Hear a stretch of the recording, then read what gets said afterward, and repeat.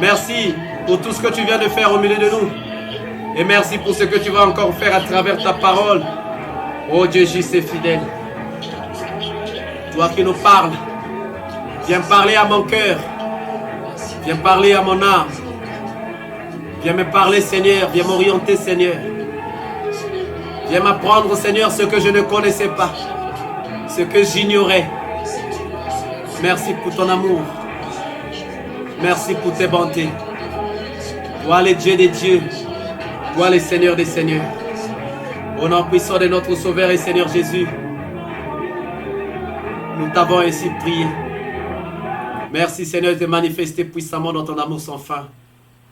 Et merci, Seigneur, pour tout ce que tu es, pour tout ce que tu fais, pour ton amour, Seigneur, pour tes bontés et pour ta puissance.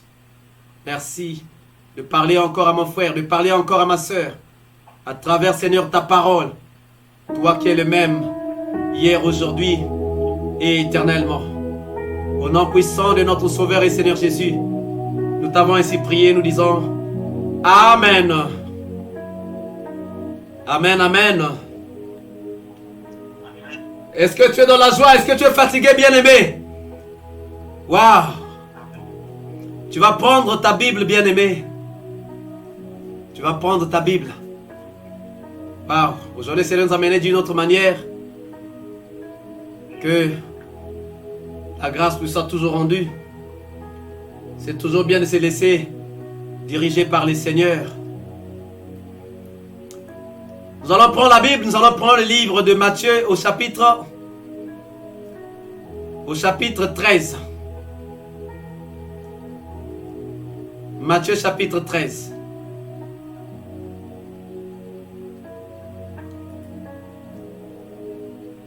Je viens à ta source, boire de ton eau, car au fond de moi, j'ai besoin de toi. Je viens à ta source, boire de ton eau, car au fond de moi, j'ai besoin de toi. Comme une biche. Matthieu chapitre 13. Nous allons lire. Nous allons avoir beaucoup de versets bibliques à lire alors.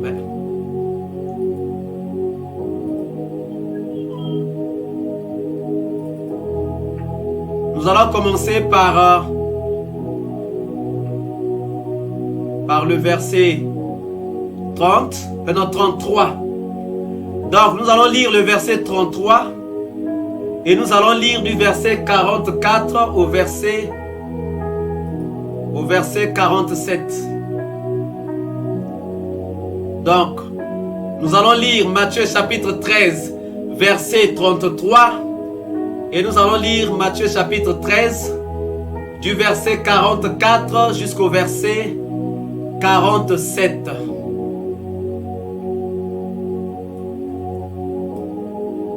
Viens à ta source, boire de ton eau, papa, car au fond de moi, j'ai besoin de toi.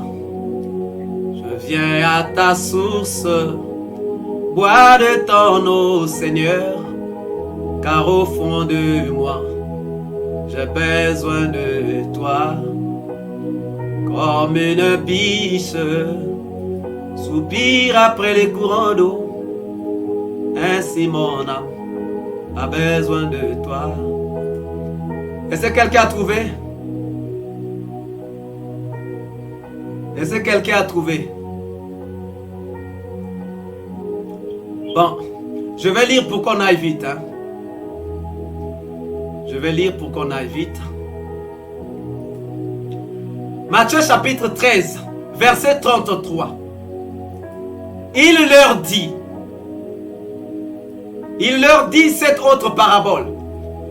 Le royaume des cieux est semblable à du levain qu'une femme a pris et mis dans 3 mesures de farine jusqu'à ce que la pâte soit toute levée. Alléluia. Et Matthieu chapitre 13. Je vais maintenant lire du verset 44 jusqu'au verset 47. Le royaume des cieux est encore semblable à un trésor caché dans un champ. L'homme qui l'a trouvé le cache, et dans sa joie, il va vendre tout ce qu'il a et achète ce champ. Le royaume des cieux est encore semblable à un marchand qui cherche des belles perles.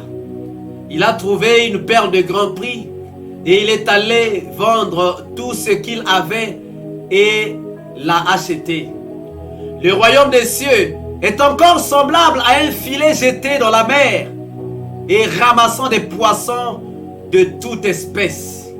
Alléluia. Bien-aimés, le thème de ce soir, c'est toujours connaître ce que nous adorons. Partie numéro 7. Mais sous-thème, Jésus-Christ, symbole du royaume des cieux sur la terre. Nous sommes en train de chercher à connaître qui nous adorons. Parce que depuis que nous avons commencé, il nous a parlé par le livre de Jean au chapitre 4, du verset 21 jusqu'au verset 23, où il dit à cette dame, à la femme samaritaine, vous ne connaissez pas ce que vous adorez. Mais nous connaissons ce que nous adorons. C'était une façon pour le Seigneur Jésus-Christ de dire à la femme samaritaine que vous adorez mal. Parce que vous adorez sans connaître ce que vous adorez. Mais nous savons adorer. Parce que nous connaissons ce que nous adorons. Et voilà pourquoi nous sommes partis dans le principe de la connaissance. Parce que nous ne pouvons pas servir Dieu si nous ne le connaissons pas. Sinon, nous n'allons pas bien le servir. Nous ne pouvons pas bien l'adorer si nous ne le connaissons pas. Sinon, nous allons mal l'adorer. Voilà pourquoi, bien-aimés, nous sommes partis dans le principe de chercher à le connaître d'abord. Or, Dieu est un mystère. Et le Seigneur Jésus-Christ a dit qu'il m'a vu, a vu le Père. Nul ne connaît le Père si ce n'est le Fils. Et celui à qui le Fils l'a révélé. Donc nous sommes en train de chercher à comprendre qui est le Fils. Donc, la révélation d'aujourd'hui, c'est que Jésus-Christ est le symbole du royaume des cieux sur la terre. Mais qu'est-ce qu'un royaume? Avant de définir qu'est-ce que le royaume des cieux, il faut qu'on définisse qu'est-ce qu'un royaume. En fait, un royaume est un territoire, un pays ou une nation qui est géré ou dirigé par un roi ou encore par une reine. Un royaume est une nation, une nation, un pays ou encore un territoire, mais qui est dirigé par une reine ou encore par un roi. Lorsqu'on nous parle du royaume des cieux, c'est parce que dans les cieux sont un royaume. Il y a un royaume dans les cieux qui est dirigé par un roi. Il y a un royaume dans les cieux qui est dirigé par un roi. Mais ici, notre thème, c'est quoi? Notre thème, c'est que Jésus-Christ est le symbole du royaume des cieux sur la terre. Bien-aimés,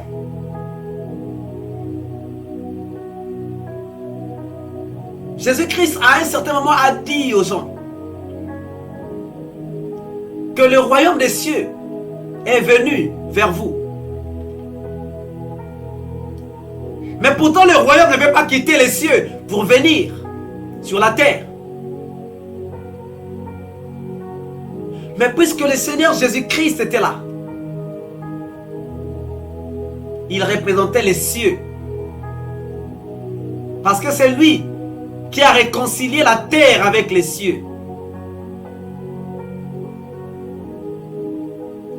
Donc sa présence sur la terre, c'était aussi la présence des cieux sur la terre. Sa présence sur la terre, c'est aussi la présence de Dieu sur la terre. Voilà pourquoi on l'appelle Emmanuel. Sa présence sur la terre, c'est la présence d'un prince de paix. Sa présence sur la terre, c'est la présence de l'autorité divine sur la terre.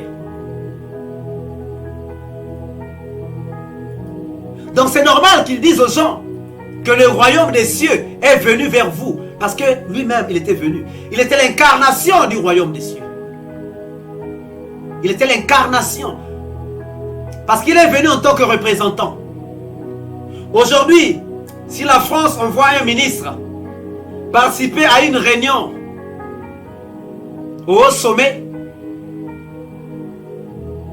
dans un autre pays, à côté de ce ministre, on mettra le drapeau de la France. C'est pour dire que lui, il est là en tant que la France. Donc, il incarne la France dans cette réunion. Donc, la présence du Seigneur Jésus-Christ sur la terre était aussi l'incarnation du royaume des cieux sur la terre. Mais maintenant, qu'est-ce qu'il nous apporte en tant que royaume? Bien-aimé, tu sais que tout le monde aimerait bien vivre dans un palais royal. Hein? Tout le monde aimerait bien vivre dans un palais royal. Jésus-Christ étant la représentation ou le symbole du royaume des cieux sur la terre. Maintenant, examinons encore le royaume des cieux pour que nous puissions comprendre une autre dimension de notre Seigneur Jésus-Christ. Repartons encore dans Matthieu chapitre 13. Au verset 33, on dit, le royaume des cieux est semblable à du levain qu'une femme a pris et mis dans 3 mesures de farine jusqu'à ce que la pâte soit toute levée. Le royaume des cieux est semblable à du levain. Nous savons que le levain, nous l'utilisons, nous mettons le levain dans la farine pour que la farine puisse augmenter, puisque la farine puisse monter. Nous mettons le levain dans la farine pour que la farine puisse monter. Bien-aimé, tu prends 5 kilos de farine.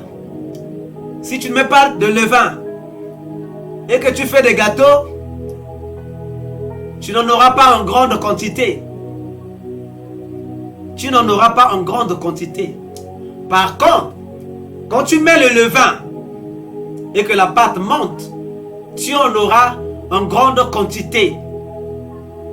Mais ici on nous dit que Jésus-Christ, c'est ce levain-là que cette femme prend et met dans 3 mesures de farine. C'est pour dire quoi? C'est pour dire que Jésus-Christ, que le royaume des cieux, en fait, quand tu t'intéresses au royaume des cieux, le royaume des cieux va fructifier ce que tu fais. Quand tu t'intéresses au royaume des cieux, quand tu t'impliques dans les choses du royaume des cieux, quand tu fais du royaume des cieux ta priorité, alors le royaume des cieux qui va rentrer dans ta vie va maintenant fructifier ta vie.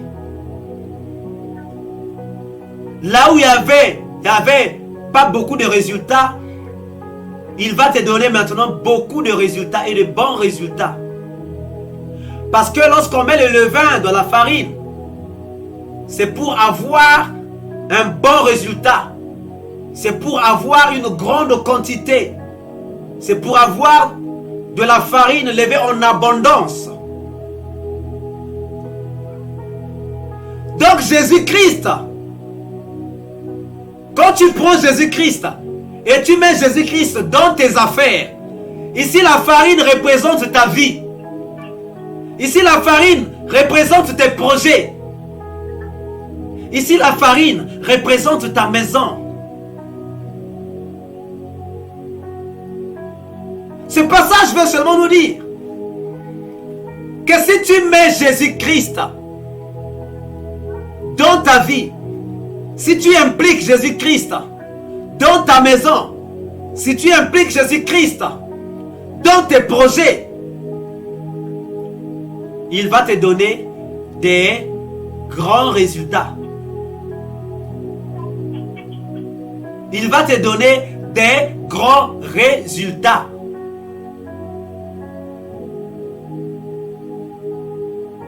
Prenons le verset 44. Il a dit ceci. Le royaume des cieux est encore semblable à un trésor caché dans un champ. L'homme qui l'a trouvé le cache et dans sa joie, il va vendre tout ce qu'il a et acheter ce champ.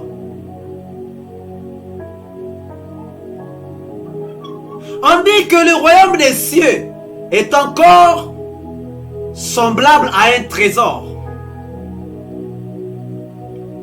À un trésor caché. Il y a un trésor que quelqu'un avait caché. Toi, tu viens découvrir ce trésor.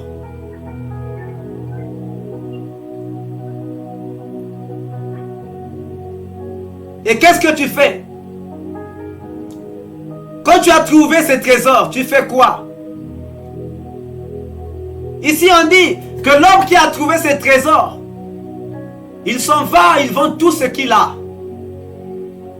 Il vend tout ce qu'il a pour trouver de l'argent afin de venir acheter ce champ là où se trouve ce trésor.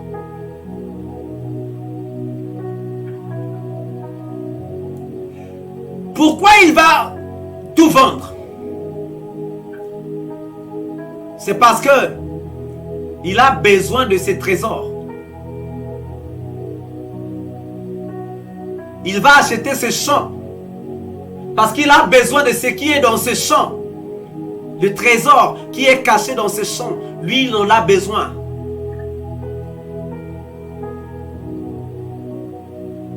Alors, bien-aimé, donc Jésus-Christ est aussi un trésor. Un trésor. Mais un trésor caché. Un trésor caché où? Un trésor caché dans la parole de Dieu. Un trésor caché où? Un trésor caché dans l'adoration. Un trésor caché où?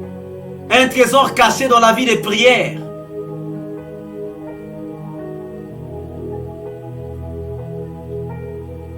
Mais puisque tu as besoin de ces trésors, caché dans la vie de prière, caché dans l'adoration, caché dans la parole de Dieu, tu fais quoi?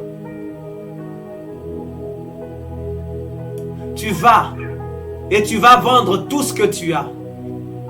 Tu vends tout ce que tu as pour venir acheter le champ dans lequel se trouvent ces trésors.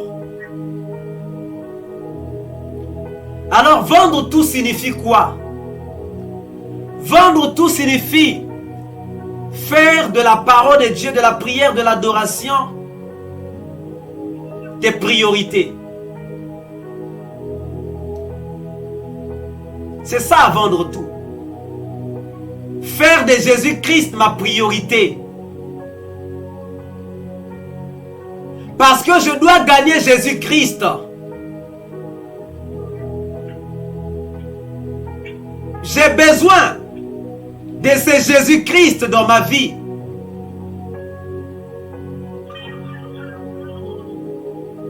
Donc ce que je fais,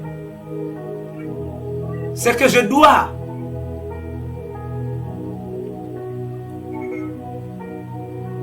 me débarrasser de tout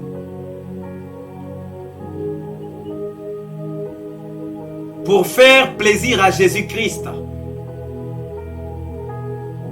Je dois me débarrasser de tous les mauvais comportements qui n'honorent pas Jésus-Christ.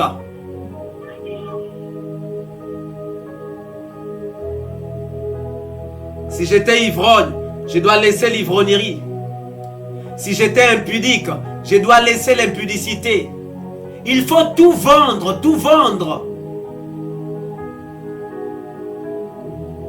Si j'étais calomniateur, je dois laisser la calomnie. Si j'étais moqueur, je dois laisser la moquerie.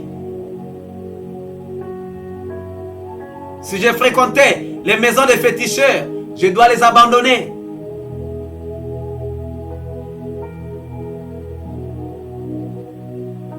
Si j'étais intéressé par les choses du monde, je dois les abandonner. Parce que pour moi, ce qui importe, c'est le Seigneur Jésus-Christ.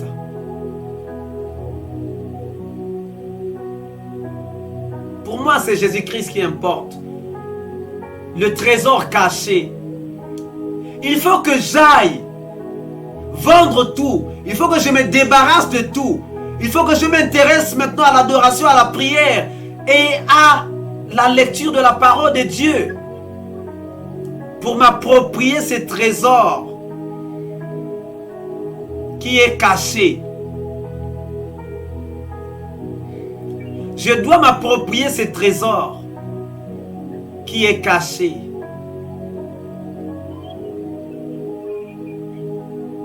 Je dois m'acheter ce champ-là pour que ce trésor qui est caché m'appartienne. Pour que ça m'appartienne.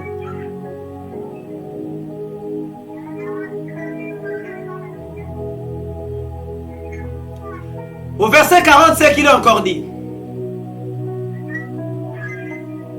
le royaume des cieux est encore semblable à un marchand qui cherche de belles perles. Il a trouvé une perle de grand prix et il est allé vendre tout ce qu'il avait et l'a acheté. C'est semblable au verset 44. On dit un marchand. Le marchand c'est toi, le marchand c'est moi. Et Jésus-Christ, c'est la perle rare, la perle de grand prix. Tu as trouvé cette perle de grand prix. Tu fais quoi? Cet homme est allé, il a tout vendu pour rassembler de l'argent afin de s'acquérir cette perle de grand prix. Jésus est une perle de grand prix, bien-aimé. Vendons tout ce que nous avons pour acheter Jésus.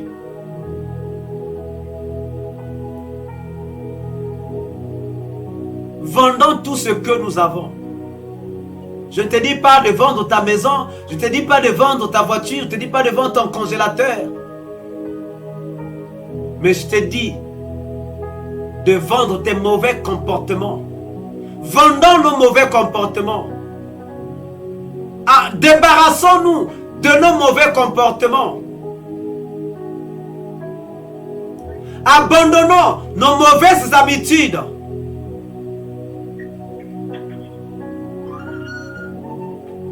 Dès que tu as compris que ça, c'est mauvais, abandonne ça.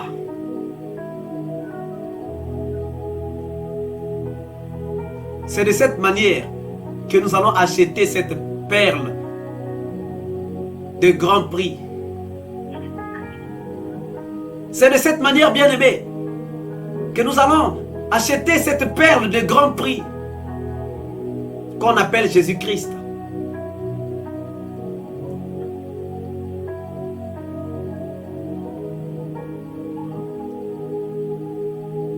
Bien-aimés, débarrassons-nous de tout. Là où je suis, Je dois commencer à faire l'examen de ma propre conscience. Là où tu es, fais aussi l'examen de ta propre conscience, bien-aimé.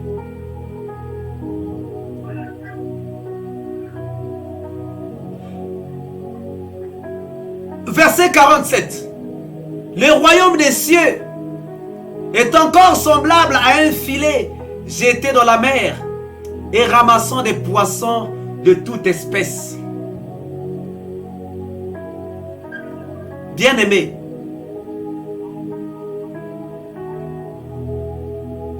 Jésus-Christ est comme ce filet. Ce n'est pas un filet qu'on jette qui ne ramasse pas des poissons. Peut-être que les trous sont tellement gros que les petits poissons faufilent. Mais ce filet Jésus-Christ, c'est un filet qui, lorsqu'on le jette, il ramasse tous les poissons. Il ramasse tous les poissons.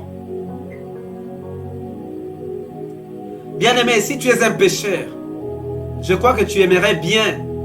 Si tu étais un pécheur, je crois que tu aurais bien voulu avoir ce genre de filet.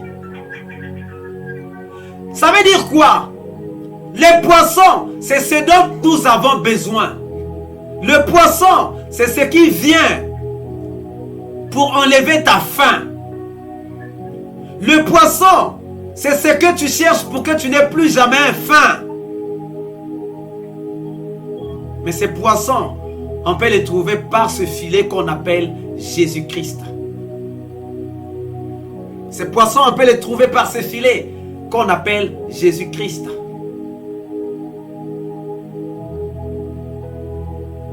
Donc, bien-aimé, il faut que tu retiennes qu'avec Jésus-Christ, tu auras tout ce dont tu as besoin. Avec Jésus-Christ, tu auras ce dont ton cœur a besoin.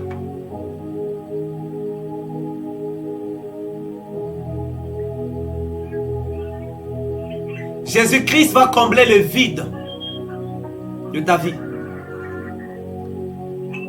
Jésus-Christ, c'est ce trésor que tu as tant cherché, mais qui est là, qui vient se montrer à toi. Cette perle de grand prix qui vient se montrer à toi.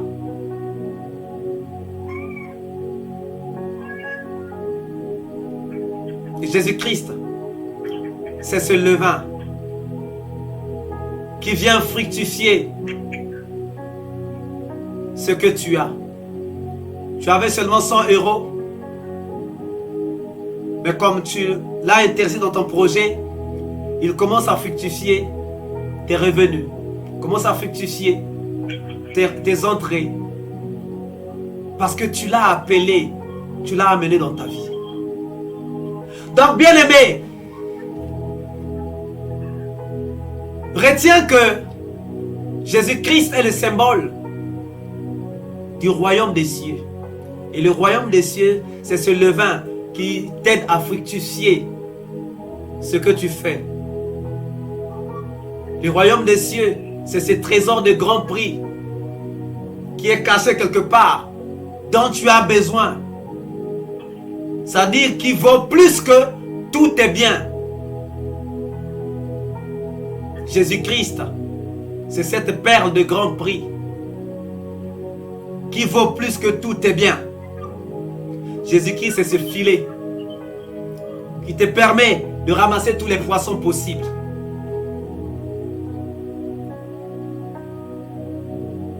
Voilà pourquoi la Bible nous dit, recherchez premièrement le royaume et la justice de Dieu, et tout le reste vous sera donné par-dessus tout. Donc cherchez d'abord Jésus-Christ, et tout le reste vous sera donné. Tout le reste, vous n'allez pas le chercher, mais tout le reste vous sera donné. Donc quand tu as trouvé Jésus-Christ, le reste là, tu ne cherches plus, on te le donne. Tu as cherché Jésus, tu as trouvé Jésus. Le reste, tu ne le cherches plus, mais on te le donne. Alors bien-aimé, à partir d'aujourd'hui, lorsque tu vas commencer à adorer, n'oublie pas de dire, de lui rappeler, Seigneur, tu es cette perle de grand prix qui vaut plus que tous les biens, qui vaut tout plus que tous mes bijoux, qui vaut plus que tous mes amis, qui vaut plus que tous mes habits. Va dire, Seigneur, je te suis reconnaissant parce que toi, tu es ce filet qui me permet d'amasser autour de moi tous les poissons possibles, à moins de retenir les poissons dont j'ai besoin, les poissons que je vais manger. Voilà ce que le Seigneur voulait te révéler aujourd'hui. Mais surtout, bien-aimé, comme il dit, recherchez premièrement la justice et le royaume et la justice de Dieu, et tout le reste vous sera donné par-dessus.